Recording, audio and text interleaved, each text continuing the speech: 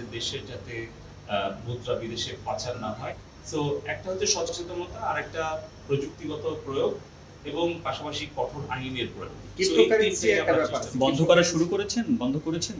হ্যাঁ, আমরা সেটা তালিকাও আমরা মিডিয়ার সামনে সেদিন প্রকাশ করেছিলাম প্রেজেন্টেশনে, এবং মোট আর কি 2600 সাইট আমরা ব্লক করেছি, এবং এখন মোবাইল অ্যাপগুলো আমরা ব্লক করছি প্রতিনিয়ত, মানে যাতে করে এটা কন্টিনিউয়াস প্রসেস। মানে এটা তো ওই ব্লক করার পরেও তো আবার ওরা আবার আমরা চেষ্টা করি এইগুলো বন্ধ করা যায় কেন, মানে তারা যাতে না করতে পারে সেটা নিয়ে আমরা যৌথ হয়ে বসছিলাম, মানে department of telecom dot national telecom monitoring centre NTMC, আমাদের বাংলাদেশ কম্পিউটার কাউন্সিল, বিটিআরসি এবং cyber security agency BGD sir, আমরা সবাইকে নিয়ে জেনে বসছি যে যার যতটুকু সক্ষমতা আছে, পুলিশ এবং ইন্টেলিজেন্স সবাই মিলে আমরা একটা ড্রাইভ দিচ্ছি সম্মিলিতভাবে, যে আরো উচ্চ ক্ষমতা সম্পন্ন প্রযুক্তি প্রয়োগ করে আমরা কন্টিনিউয়াসলি এটা ব্লক করতে হবে, এবং আমরা মিডিয়ারও সহায়তা পাচ্ছি, বিভিন্ন সোর্সে যেটাই পাচ্ছি আমরা সেটাই আমরা ব্লক করার চেষ্টা করছি।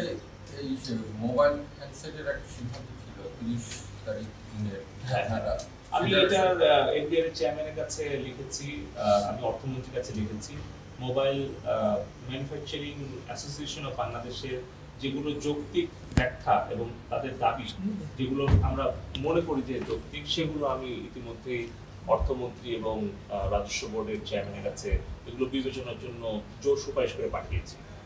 মানে অনবিন্দ হ্যান্ডসেট কি 30 জন বন্ধ করছে না এরকম না, এটা বন্ধ করার বিষয়টা আমরা রেজিস্ট্রেশনটা কনফার্ম করেছি, আর আমরা এনবিআর কে এই ডেটাবেসটা দিচ্ছি।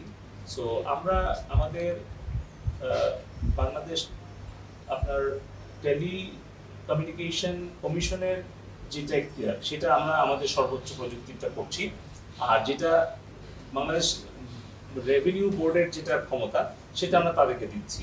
যেরকম ধরেন কাস্টমসে আমাদের ইউনিভার্সাল পোস্টাল ইউনিয়নের একটা সফটওয়্যার আমাদেরকে দিয়েছিল, তা আমাদের পার্ট অ্যাক্টিভ আছে, কিন্তু দেখা যাচ্ছে কাস্টমসের একটা মডিউল তারা অ্যাক্টিভেট করে না, যার ফলে কিন্তু আমাদের এই অন্য মানে প্রসেসে অনেক দেরি হচ্ছে। তো আমি গতকালকে এই মিটিংটা করে পোস্টে কুরিয়ারের সাথে আমি এনবিআই চেয়ারম্যানকে ফোন করে বলেছি যে এইটা আজকে ওদের মিটিং চলতেছে।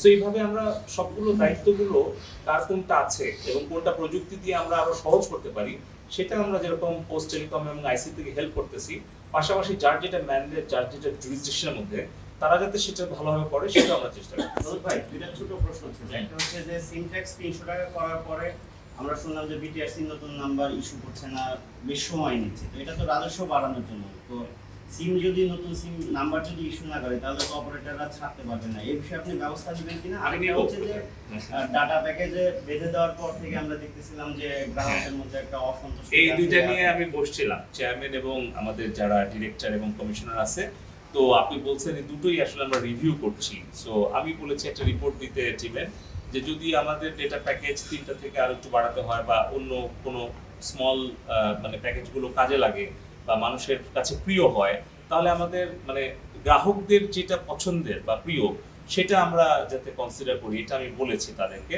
আর আরেকটা হচ্ছে যে যেটা সিমের নতুন নাম্বারটা আমি এটা বলে দেবো যাতে দ্রুত পড়ে।